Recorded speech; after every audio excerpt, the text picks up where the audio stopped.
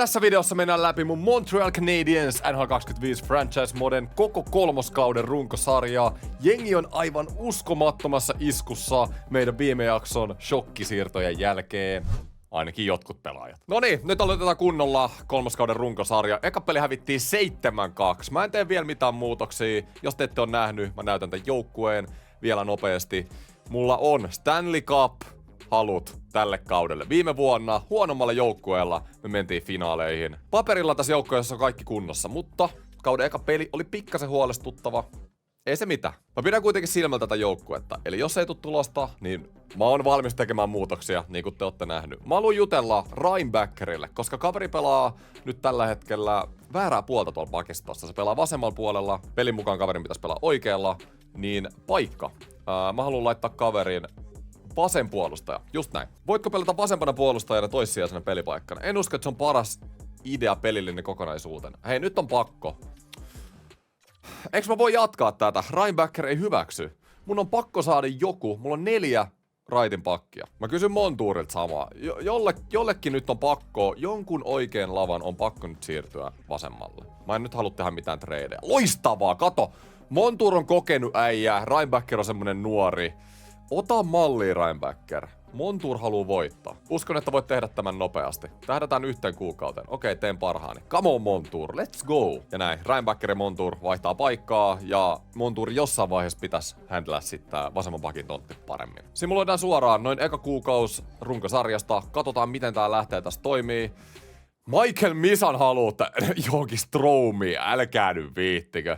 Mikä on Stromin kokonaisuus? Hetkinen. Dylan Strome. 88 overall. Eliittipotentiaali. Anteeksi.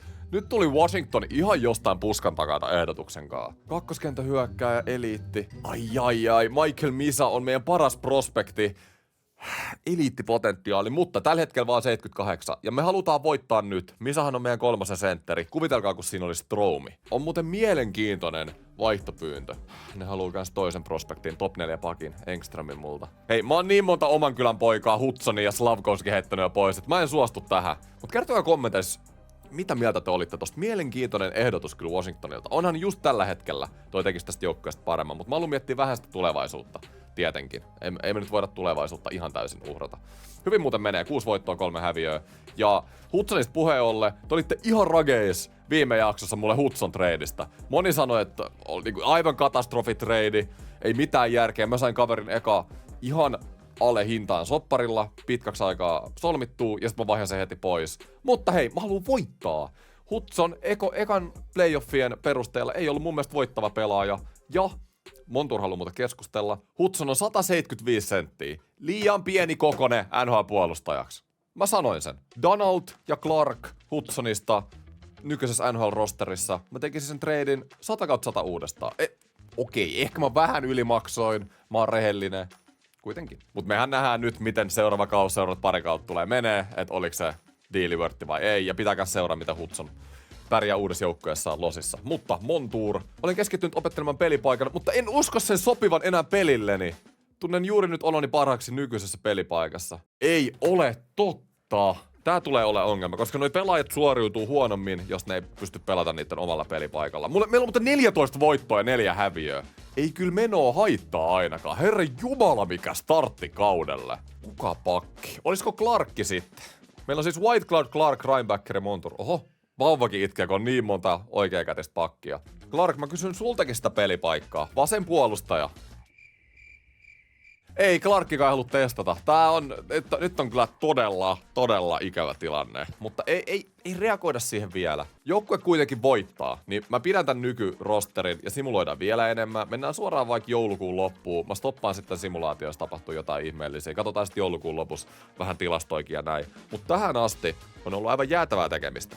Ja just hävittiin Floridalle, joka pudotti meidät viime kierroksella. Toi Florida on kyllä paha. Ja me tiedetään, että se tulee playoffeiskin vastaan. Eli jotain pitää keksiä ton Floridan voittoa. Mut 19 ja 6 startti. Aivan käsittämätön. Nyt on 4 ottelun häviöputki. Tuleeko jos olisi tullut 5 ottelun häviöputki, mä olisin katkaissut se. Aika jännä tommonen hyvän startin jälkeen. Nyt on vähän ollaan huononnettu viime aikoina, mutta silti 23 voittoa. 11 tappioa, siitä vielä Detroit. Tai Detroit-peli jäädään. Ja mennään katsomaan vähän tilastoja. Me ollaan meidän divisioonassa toisena. 10 pistet Floridaa perässä. Florida on 27 voittoa, 5 häviöä. Siis aivan käsittämätön joukkue. Me ollaan just Toronto edellä. Meillä on kyllä tosi kovatasoinen divari. Meillä on just Detroitia vastaan seuraava peli, mutta me ollaan selkeästi playoff-paikalla tällä hetkellä. Noin 10 pistettä esimerkiksi Bostonin edellä, joka on viimeisellä villikorttipaikalla. Ja koko NHL:ssä me ollaan myös 4. eli loistava tilanne. Miten Chicago Blackhawks on noussut toiseksi? Onko siellä Tammenpää oikeassa laidassa? Mutta joo, pelaajien pisteet, Nick Suzuki niin kuin viime kaudella tai 2 ensimmäisenä kautena on meidän paras pistemies. Caulfield 45 pistettä, 31 peliä. Siis koko ensimmäinen kenttä, loistava. Ja Mikko Rantanen, rupeehän sitä heräilyä tapahtumaan. Pisteitä voisi olla enemmän, mutta 25 maalia. Ja nimenomaan mä haluan Rantasesta maalintekijän. Se on sen päärooli tässä joukkueessa. Kakkoskenttä Donald Dorofejev. -2 molemmat. Ei ehkä ihan suorita samalla lailla. Missä Patrick Laine? 14 pistettä, 6 maaliin, 36 peliä, -7. Heti kun me annettiin sille se 5 vuoden jatkosopimus. Mitä on tapahtunut Patrick Laineelle? Herra Jumala. Aivan katastrofi. Ei täällä nyt muuten mitään suoraan tuu silmään. Katsotaan noi pakit vielä. Siis Patrick Laine kakkoskentän roolissa. Puolustajat Montour, Clark. Hyvin pelannut. Clark tuli takas meillä siinä Hudson tradeissa. +9. Meillä nyt ehkä pikkasen puuttuu semmonen johtava kiekollinen pakki, kun ei oo Hudsoni, ei oo semmoista hyökkäävää pakkia, mutta Montour, Clark, Reinbacker, kaikki on silti tarvittava hyvin kiekollisesti Google. Et en mä nyt oo silleen huolissani siitä. Meillä on tasaisen vahva pakisto. Ja mä oon edelleen iloinen siitä Slavkovski-tradeista, koska McNabb ja Whitecloud on ollut todellisia kiviä tuolla alakerrassa. Ja Wallstead pelaa aivan Vesna kautta. Come on Wallstead. 28 peliä, 21 voittoa, 92,4 torjuntaprosentti. Lindgren kakkoskassarina ei näköjään saa mitään kiinni, mutta hyvä, että Wallstead pelaa hyvin. Mut hei, Patrick Laine. Tuu tänne näin. Tuu sieltä saatana takaa. Nyt on keskusteluaika. Pelaaminen kaukalossa. Pate! Siis ei riitä, että me pelataan Fortnitea kimpassa. Sopivuusjärjestelmää. Nyt pitää muuttaa jotain.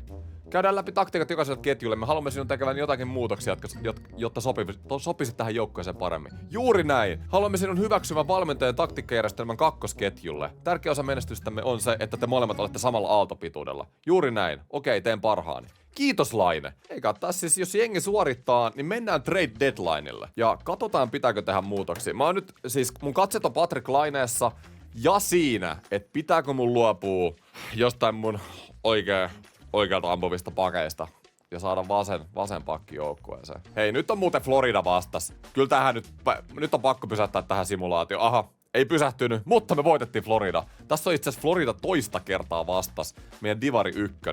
Pystytäänkö me voittaa Florida 2 kertaa putkeen? Simuloidaan ensimmäinen erä.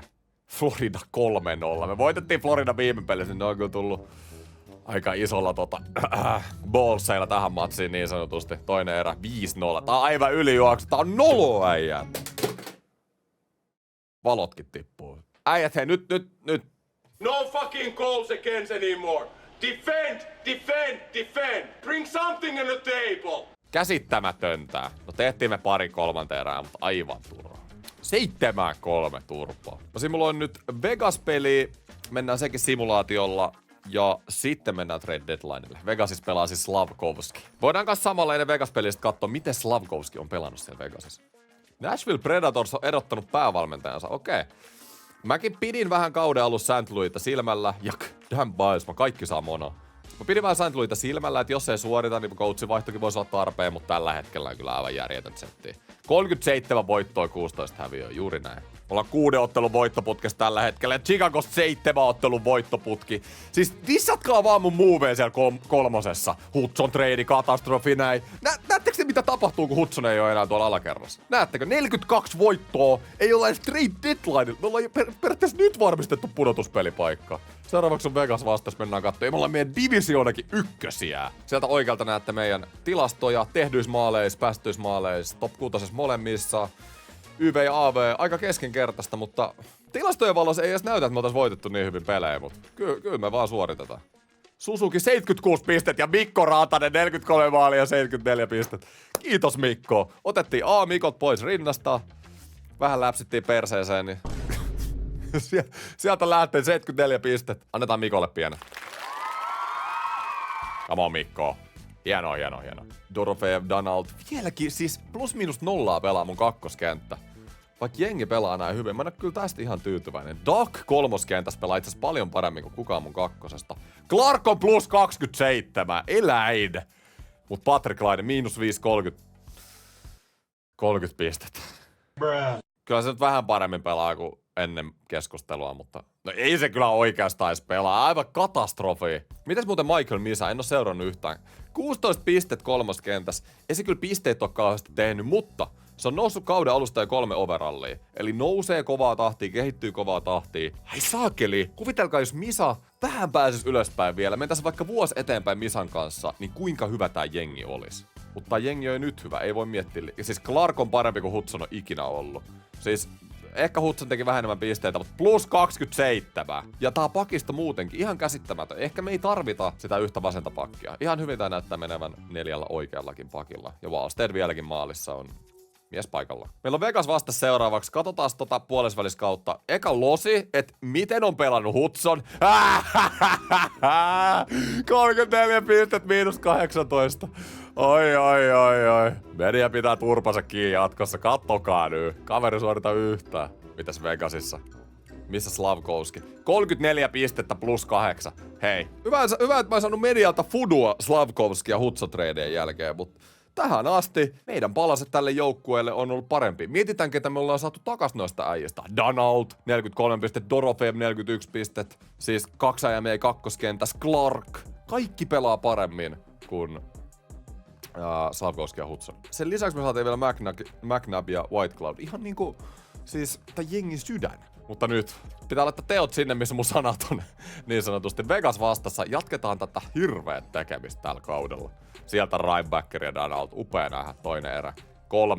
3-1. Montour painaa. On tää vaan kova jengi kyllä. Pitää nyt toivoa, että tää ei ole vaan mikään runkosarja ihme ja tää pitää niinku koko kauden. Mut hyvältä näyttää kyllä tähän asti. Simuloidaan tää vika 10 tästä. Näin. 3-1 voitto. Hyvä jätkä!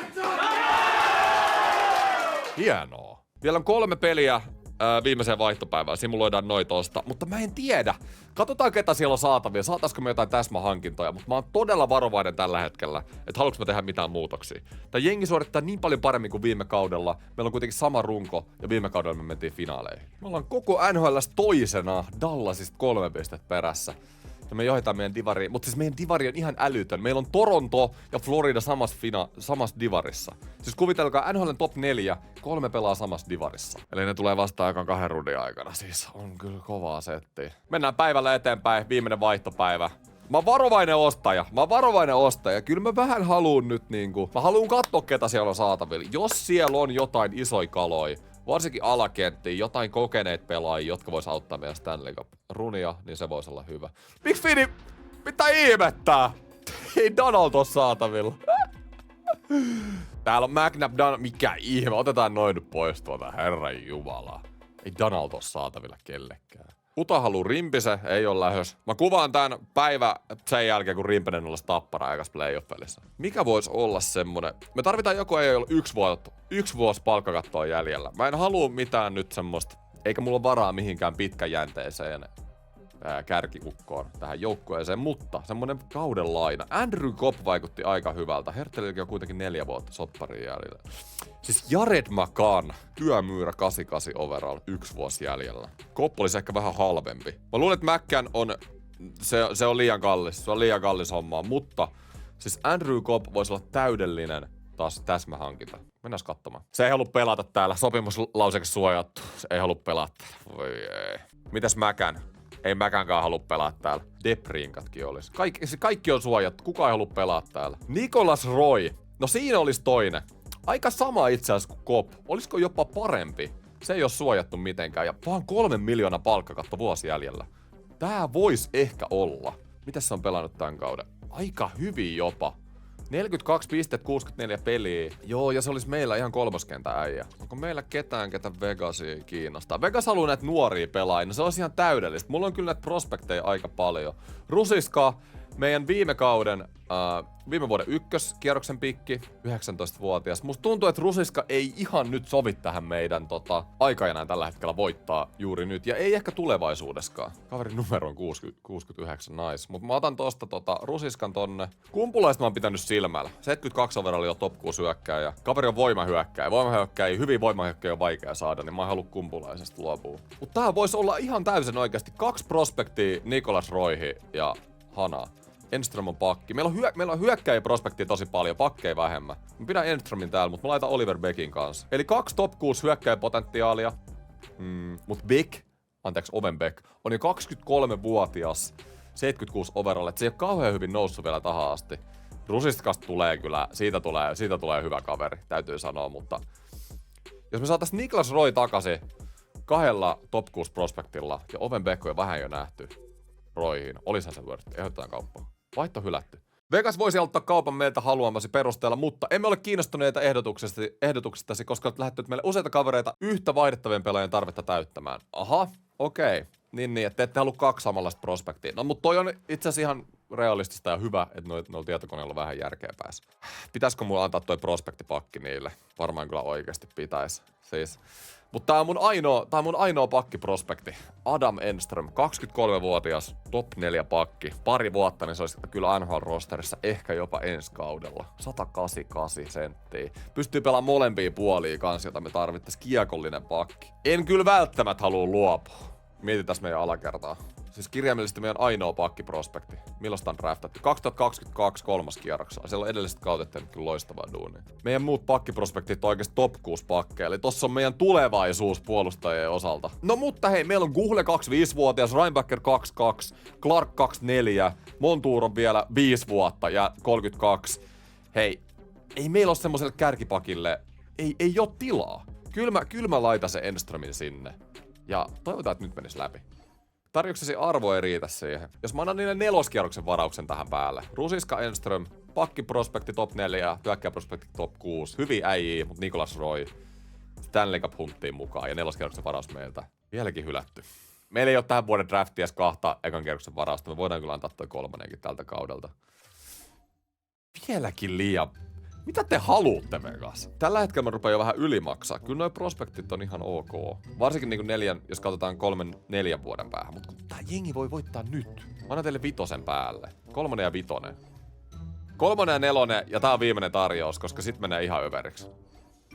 Vieläkin hylätty. 2 ensi kaudella, mutta tää on viimeinen. Mä annan teille 2 hyvää prospektia ja 2. kierroksen varaus. Siis joo, Roy on todella hyvä.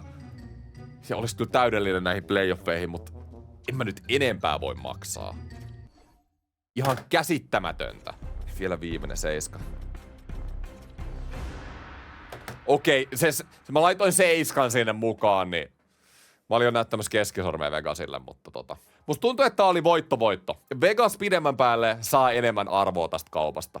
Mä annoin tällä hetkellä Misan lisäksi mun parhaan hyökkääjäprospektin ja parhaan pakkiprospektin. Ja 2. kierroksen varauksen Nicolas Roysta. Tällä hetkellä 86 overall ja parantaa meidän syvyyttä hyökkäykseen. Muistakaa myös se, että runkosarjassa loukkaantumiset ei ole päällä, mutta playoffeihin ne menee päälle. Ja Nicolas Roy. Vähän niinku nyt tulee sen Michael Misan tontille tohon noin. Mut ihan kattokaa meidän siis top 9 tällä hetkellä. Ja kattokaa, ei ihme, että jengi voittaa. Reinbacker on noussut 85 overalliksi. Nyt se on ottanut isompaa hyppyä.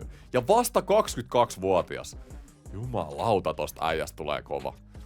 Montour muuten pelas vasemmalla. Kakkoskenttä itse asiassa ollut vähän heikko koko kauden. Mä laitan Roin 2 ja näin mä saan 3. kenttäänkin +1. Dadynov. Pelaan nyt se ihan hyvin 4. kentän roolissa tällä hetkellä, mutta mun on pakko saada toi Michael Misa tuolta pelaamaan. Siis oikeasti aivan pakko. Niin otetaan Misa tänne näin. Mun 4 on toiminut tosi hyvin kyllä. Kaikki on ollut jotain +10. Tehnyt jopa melkein 20 pistettä jokainen. Et vähän riski nyt laittaa Dadynov tonne vilttiin, mutta mä laitan itse asiassa Stenlundin vilttiin. Siinä on hyvä varapelaaja sitten playoffeihin loukkaantumisten varalle. Ja otan Dadynovin tohon. Misa, Dadynov ja Roy. Noniin. Sitten mennään kausi vielä loppuun. Mä innolla nyt odotan, että miten Roy parantaa tätä joukkuetta, vai parantaako ollenkaan. Ensimmäinen peli Roin kanssa, heti 3-2 häviö. Sieltä Boston, 4-2 häviö. Carolina, no sieltä tuli voitto sentään. Se on vähän riski nyt joukkueen kemioita tässä vaiheessa kautta. Ruveta liikaa muuttamaan, mutta kukaan pääkokoonpanosta ei lähtenyt pois. Prospekteja lähti vaan pois. Joten ei tää ihan liikaa pitäisi vaikuttaa. Ja Torontosta 2 voittoa arkkivihollisesta. Todella hyvä. Olisi kans todella tärkeää voittaa tää meidän divisioona. Toronto sieltä. 3 kertaa viikkoon voitettiin Toronto. Tai 2 viikkoon. Let's go. Muuten on tullut kyllä aika paljon häviöitä jopa 3 pelin jäljellä kautta. Voitetaanko me meidän divisioona? Katsotaan nyt mikä tilanne. Tai sieltä me voittiin Buffalokin. Peli ennen loppuun. Mennään katsoa tässä vaiheessa mikä on meidän divisioonan tilanne. Tai itse asiassa me nähdään se tosta oikealta. Me ollaan tasapisteessä Panthersin kanssa. Niillä on peli enemmän jäljellä. Eli se on Floridan käsissä. Mutta jos Florida hävii käytännössä molemmat niiden viimeisistä peleistä, okei, meillä ei ole mahdollista. Zeta taitaa meinaa sitä, että ne varmisti divisioonan voiton. Joo. Eli vaikka me voitetaan Rangers viimeisessä, niin tässä ei ole mitään panosta. Silti loistava runkosarja meiltä. Meillä tulee muuten... Näittekö, kuka tulee vastaan pudotuspeliin ensimmäisellä kierroksella? Nyt on ajat viihdettä, jos se sija siitä ei vielä muutu. Toronto Maple Leafs vastassa playoffien ensimmäisellä kierroksella. Älä jaksa. Nyt on sitä viihdettä. Molemmat joukkueet voitti yli 50 peliä runkosarjassa. Mikko Rantanen vähän hiljens ykkösketju kyllä kyytii tässä kauden edetes, mutta Rantanen sai yli 50 maalia. Tosi hyvä, 101 pistettä. Oli ihan yö ja päivä nyt Rantasen kaudella verrattuna edelliseen. Suzuki 100 pistettä, ollut kyllä tän jengin sielu. Alusta asti joukkueen kapteeni. Caulfieldiltakin paras kastahaasti 95 pistettä. Roy paras meidän kakkoskenttää. Roy +8, Dorofeja +8, Laine +2. Eli mun kakkoskenttä on päässyt jo plussalle. Pisteitä voisi tehdä vähän enemmän. Donald 53 pistettä. Mutta tällä hetkellä mun kakkos- ja kolmoskenttä on käytännössä identtisen hyviä. Joka on niinku loistavaa pudotuspeleihin. Mitä mieltä oot täät playoffeihin? Tosta neloskentässä, ketä mun pitäisi peluttaa siinä? Mulla on tällä hetkellä Dadunov, Misa ja Roy. Missä se Roy on? Roykin teki 30 pistettä neloskentässä. Ihan niinku järjetöntä. Meillä on muuten 2 Royta. Mä en hiffannut. Meillä on Nicholas Roy ja meillä on Joshua Roy. Onko nämä Roydeja? Ei kyllä näyttänyt ihan samalta. Joku voi kertoa kommenteissa. Onks täällä suku? Mut joo, meillä on kova äijä Viltis kanssa. Tosta Tenlundista. Ehkä mä aloitan playoffit tuolla 4, mutta kertokaa kommenteissa mitä ootte mieltä. Onko Misa liian nuori nyt neloskentän rooliin pudotuspeleihin? Mä vaan haluan antaa kaverille peliaikaa kuitenkin. Pakisto. Edelleen ei oo semmoista tykkihyökkäävää pakkia, mutta kaikilla yli +10 +-miinuksessa. Clarkki on ollut ihan älytön. Wallstedilta todella hyvä kausi. Lindgrenkin paras loppuun kohti. 91,6, 91,7%. No itse asiassa vähän putos tuossa loppukaudessa, mutta todella hyvä silti. Meidän divisioonassa ei ihan voitettu Floridaa. Vähän trade deadlinein jälkeen kyllä hyytyi meillä tahti. Ja koko NHL:ssä oltiin 3. Toronto oli 6. Ja Bostonkin on meidän divarissa. 4 meidän divisioonasta on top 7 NHL:ssä. Ihan käsittämätöntä. Mutta franchise mode jatkuu ensi kerralla. Meillä on vastassa meidän arkkivihollinen, mun IRL-lempijoukkue. Taulu pitää playoffeihin saada pois tuolta. Kiitos kun katoitte, muistakaa subata ja seuraavaa kertaa.